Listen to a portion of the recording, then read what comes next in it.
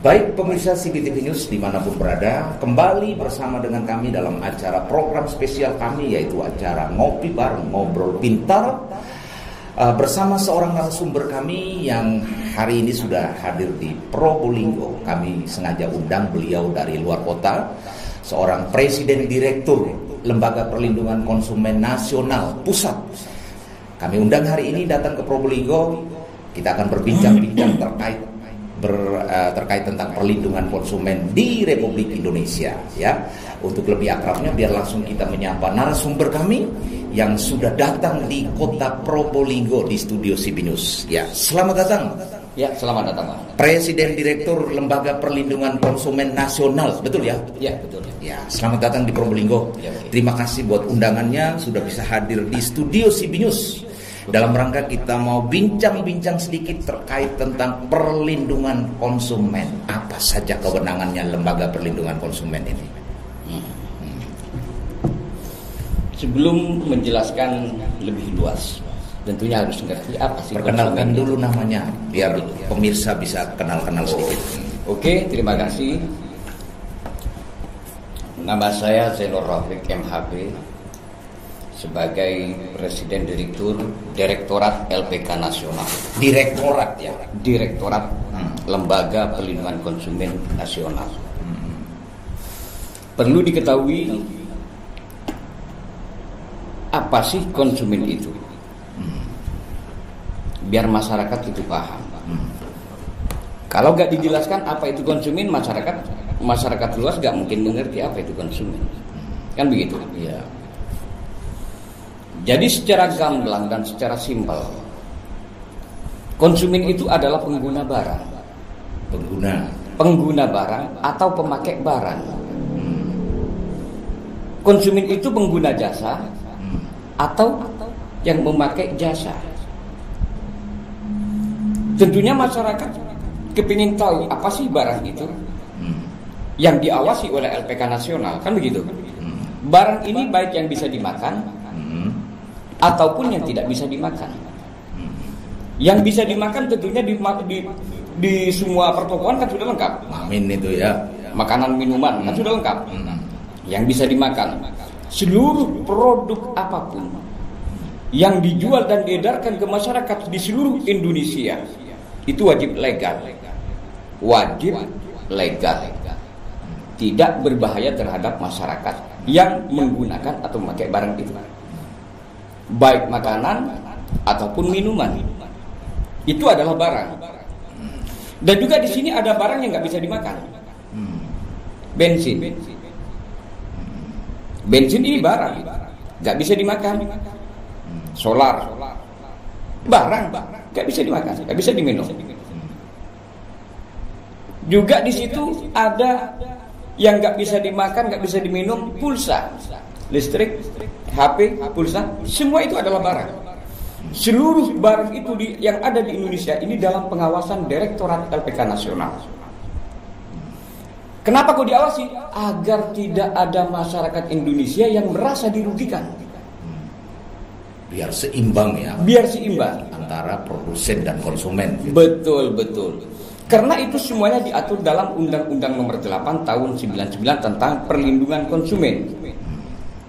Dijelaskan di dalam pasal 18, perbuatan yang dilarang bagi pelaku usaha. Jadi seluruh pelaku usaha yang ada di Indonesia itu semuanya ada di dalam pasal 18 itu. Pelanggarannya apa saja ada di dalam pasal itu. Oleh karena itu pelaku usaha yang ada di seluruh Indonesia harus mematuhi Undang-Undang Perlindungan Konsumen. Jangan nyampe melanggar di pasal 18. Ancaman pidananya pasal 62 dan pasal 63. Bisa dicabut izin usahanya, perusahaannya bisa dicabut. Bisa dicabut. Bisa dicabut. Melanggar undang-undang konsumen. Bisa dicabut izin usaha sekaligus usahanya ditutup. Wow. Karena negara ini adalah negara hukum. Jadi semua yang ada di Indonesia wajib tunduk dan patuh kepada hukum. Dan berikutnya apa sih konsumen? Ya kan? Pengguna jasa. Apa jasa itu? Ada jasa perbankan, ada jasa finance, ada jasa medis, rumah sakit, pasien, pendidikan, siswa, siswi, konsumen. Jadi seluruh yang terkait dengan jasa itu pun juga diawasi oleh Direktorat LPK Nasional. Kenapa? Agar tidak ada masyarakat, rakyat NKRI yang merasa dirugikan. Dan agar segala produk, baik produk makanan ataupun minuman ataupun jasa, ini tidak membawa dampak yang dapat merugikan terhadap masyarakat luas. Wah, luar biasa sekali kewenangannya Undang-Undang Nomor 8 Tahun 99 ini ya, tentang perlindungan konsumen ya. Iya, betul. Jadi betul. konsumen tadi kalau saya tangkap nggak salah itu pengguna barang atau jasa ya. Barang atau jasa ya. Iya, betul. Betul. Itu disebut konsumen ya. Disebut konsumen. Jadi bukan cuma makanan minum saja ya. Bukan. Termasuk jasa pelayanan juga itu konsumen Jasa ya. pelayanan. Dan juga LPK ini mengawasi, ya kan? Seluruh pelaku usaha. Mengawasi ya. Mengawasi seluruh pelaku usaha. Pelaku usaha apa saja? Di situ ada BUMN. BUMN dalam pengawasan Direktorat LPK Nasional. BUMD, BUMDes, seluruh PT swasta, seluruh pelaku usaha milik pribadi ataupun kelompok itu dalam pengawasan Direktorat LPK Nasional. Yang penting berdampak kepada konsumen itu diawasi. Betul. Luar biasa sekali kewenangannya perlindungan konsumen ini ya. Di samping LPKN ini mengawasi dan juga LPKN ini sebagai pembina pelaku usaha agar pelaku usaha itu tidak melanggar Undang-Undang Perlindungan Konsumen. Tentunya Direktorat LPK Nasional ini melakukan pembinaan terhadap pelaku usaha. Berarti berkolaborasi dengan dinas terkait kalau betul.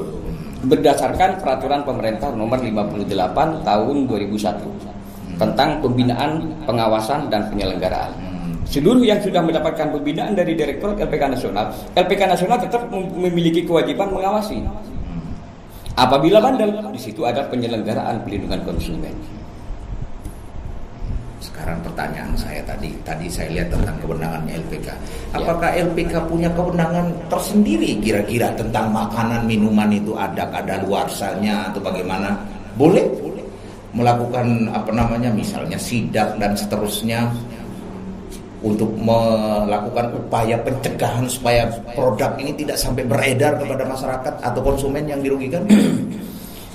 LPK Nasional ini memiliki dua tindakan. Yang satu tindakan preventif, yang dua adalah tindakan represif.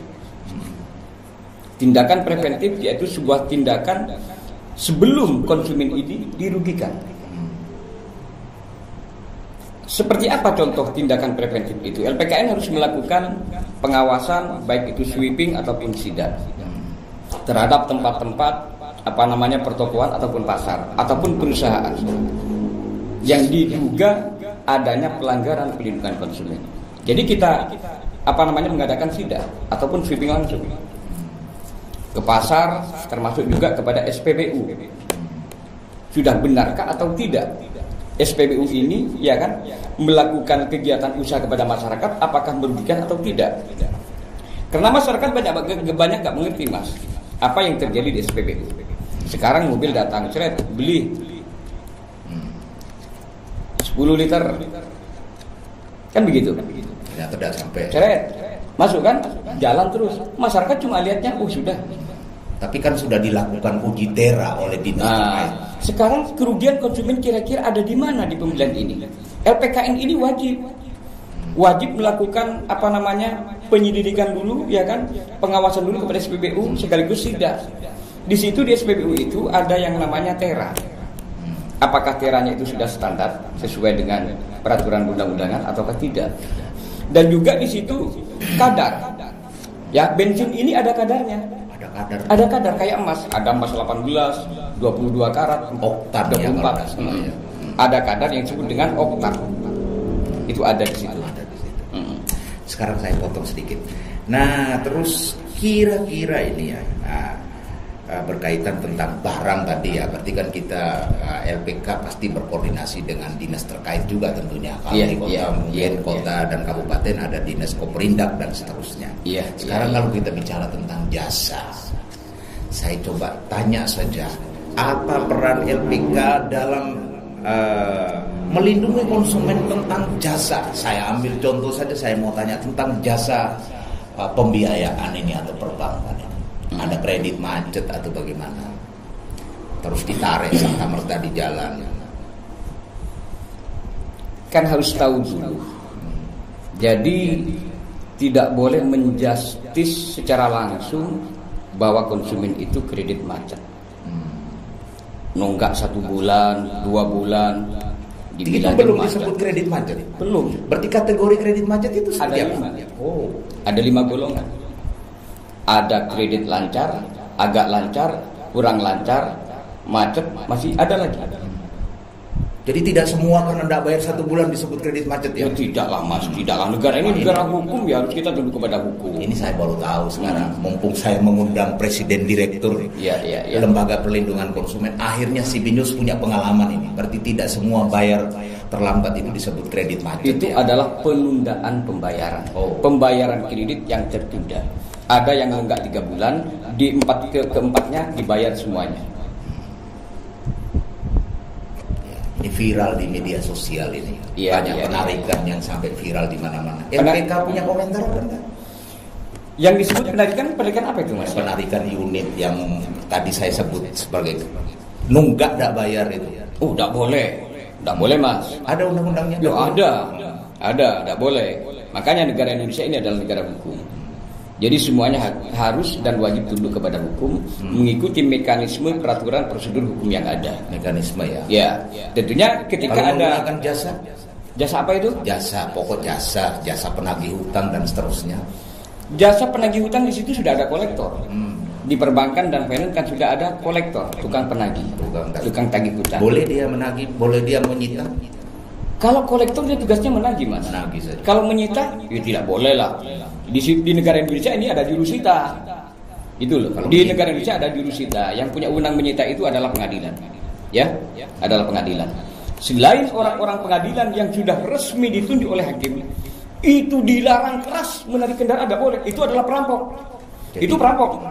Jadi selain legal, selain pengadilan tidak ada yang tidak ada. Polisi gak punya wewenang narik, tidak boleh itu. Masalahnya kenapa? Ini masalah kredit yang tertunda, angsuran tertunda. Kira-kira kalau hal seperti itu terjadi lalu si konsumen mengadu kepada lembaga konsumen, apa yang dilakukan oleh lembaga konsumen? Ya, nomor 1 LPK nasional itu mengedepankan kekeluargaan. Mediasi ya. Mediasi dengan finance yang terkait ataupun perbankan yang bersangkutan. Kita mediasi dulu, kedepankan kekeluargaan dan sampaikan bahwa terjadinya perampasan, penarikan kendaraan ini adalah perbuatan melawan hukum. Oh, memaparkan, menjelaskan. Ya kan? Lewat ruang mediasi tadi. Betul, sesuai dengan putusan Mahkamah Konstitusi nomor 6 Januari tanggal 6 Januari tahun 2020 tentang masalah bahwa finance dan debt collector tidak boleh menarik kendaraan yang angsurannya menunggak. Kalau dia memaksa menarik, dia dikena 3 pasal ancaman. 3 pasal ya? Iya, 3 pasal itu sudah ada. Itu sudah ada. Jadi negara Indonesia ini adalah negara hukum, semuanya wajib tunduk kepada hukum, dan kami berharap kepada penegak hukum harus benar-benar menjunjung tinggi hukum. Terutama penegak hukumnya ini, Mas. Jadi kalau hukum ini undang-undangnya sudah lengkap, tapi penegak hukum ini diam, apa gunanya bikin undang-undang? Dia tetaplah rakyat, tetap akan menjadi rakyat yang dirugikan. Jadi bukan konsumen adalah raja, bukan. Konsumen adalah pengemis, gitu loh. Pertanyaan saya ini bagus, saya lihat ini. Teorinya bagus ini. Penjelasannya apa terkait ini, apa sering disosialisasikan oleh Lembaga Perlindungan Konsumen Nasional? Sudah. Sering ya? Sering dilakukan. Cuma yang namanya pelanggaran. Pelanggaran itu pasti ada. Tapi pelanggaran kalau tidak disertai dengan adanya tindakan, ya pelanggaran merajalela, Mas. Dari akan menjadi kecil, menjadi besar, akhirnya keterlaluan nanti pelanggaran akan menyebar di seluruh Indonesia. Seperti terjadinya debt collector. Pertama kali masih sedikit karena ada pembiaran. Iya kan? Karena ada pembiaran, tidak ada tindakan hukum yang tegas, maka terjadilah debt collector di seluruh Indonesia. Nyampe terjadi yang bulan kemarin TNI viral di yang kita viral di media. Saya sangat mengutuk terhadap itu PT-PT yang mempekerjakan anak buahnya sebagai debt collector. Itu tidak boleh. Ini tugasnya Menkumham ya, tugasnya Menkumham agar segera mencabut PT yang mempekerjakan anak buahnya sebagai debt collector. Itu harus dicabut izinnya itu. Ini sudah pelanggaran berat ini. Diibaratkan perampok, begal, berpayung hukum kepada sebuah PT yang dilegalkan oleh pemerintah. Ini tidak boleh ini. Baik, luar biasa ini, Pak Direktur Lembaga Perlindungan Konsumen. Dan juga saya perlu menyampaikan tentang masalah jasa keuangan. Di sini sudah ada OJK, Mas. OJK. Apa Sudah itu ada OJK? Otoritas Jasa Keuangan, dia yang mengawasi. Oh, dia sebagai pengawas Ya, ya. sebagai pengawas. Tapi harapan kami OJK benar atau tidak mengawasi di sini. Gitu loh. Karena sekarang ini marak adanya perampasan dan marak pelanggaran-pelanggaran pelaku usaha yang dilakukan di negara Republik Indonesia ini. Kayaknya OJK ini apa tidur? Berarti selain Lembaga Perlindungan Konsumen ada lagi di atas namanya OJK ya. Nah, betul. Dia pengawas yang dia pengawas dari kepemerintahan. Ya, sedangkan Direktorat LPK Nasional pengawas yang dari independen. Kira-kira ini kalau terjadi sebuah sengketa yang sekarang konsumen mengadukan kepada lembaga konsumen, dibawa kemana sengketa ini? Ya, kita pelajari dulu sengketanya seperti apa. Kalau sekiranya bisa diselesaikan dengan win-win solution secara kekeluargaan, kita selesaikan secara kekeluargaan di kantor Direktorat LPK Nasional. Kalau buntu? Kalau buntu, LPKN punya kantor pengadilan sendiri, yaitu BPSK, Badan Penyelesaian Sengketa. Jadi LPK ini punya kantor pengadilan sendiri. Oh, bukan ke pengadilan ya? Nah, bukan, jangan dulu ke sana. Jadi tarik dulu kepada kantor pengadilan LPK. Yang mana hakim-hakimnya itu adalah dari orang-orang LPK juga. Apa namanya tadi? BPSK, Badan Penyelesaian Sengketa Konsumen. Di situ tempat sidangnya di sana. Betul, ya? betul. Jadi kalau ada sengketa dibawa ke sana ya. Betul, betul. Baik, waktu kita terbatas ini Pak Direktur Pusat ya, yang kami sengaja mengundang ke Probolinggo kota ya, hanya untuk mewawancarai beliau terkait tentang perlindungan konsumen ya. Kami berterima kasih sudah bisa berkunjung ke kota Probolinggo. Lagi terima kasih lagi bisa hadir di studio CB News untuk bisa berbincang-bincang sedikit tentang kami. Ini ada kesempatan mumpung lagi Idul Fitri, mungkin kasih salam-salam nanti buat lembaga konsumennya yang dipimpin di seluruh Indonesia. Wilayahnya di seluruh Indonesia ya? Iya, betul. Di seluruh Indonesia ada cabang lembaga perlindungan konsumen? Ada perwakilan provinsi dan ada DPK. Di seluruh Indonesia? Di seluruh Indonesia. Kasih salam dong mumpung hari raya. Oke. Kepada seluruh jajaran Direktorat RPK Nasional di seluruh tanah air Indonesia, kami atas nama Presiden Direktur LPK Nasional mengucapkan minal aidin wal faizin, mohon maaf lahir dan batin. Selamat bertugas sesuai dengan prosedur yang telah diberikan oleh Kantor Pusat Direktorat LPK Nasional. Wassalamualaikum warahmatullahi wabarakatuh. Cukup ya, karena waktu kita terbatas. Mungkin kalau kita undang waktu-waktu yang akan datang bisa ya berkunjung lagi ke kota Probolinggo ya? Siap ya. Oke, terima kasih. Baik, pemirsa CBTV News dimanapun berada, demikianlah bincang-bincang kami ngobrol pintar bersama narasumber kami yang sengaja kami undang jauh dari luar kota, yaitu pimpinan atau presiden direktur Lembaga Perlindungan Konsumen Nasional Pusat ya, yang kami undang hari ini sudah bisa berkunjung ke Probolinggo dan kami sempat mewawancarai berkaitan tentang perlindungan konsumen ya. Kiranya apa bincang-bincang kami hari ini bisa bermanfaat bagi masyarakat tentunya, sehingga masyarakat bisa lebih cerdas lewat hasil bincang-bincang kita pada hari ini. Demikian bincang-bincang kami pada hari ini yang bisa kami sampaikan ya. Demikian laporan kami dari Probolinggo, CB News, Mamat Abdullah, Luis Haryono.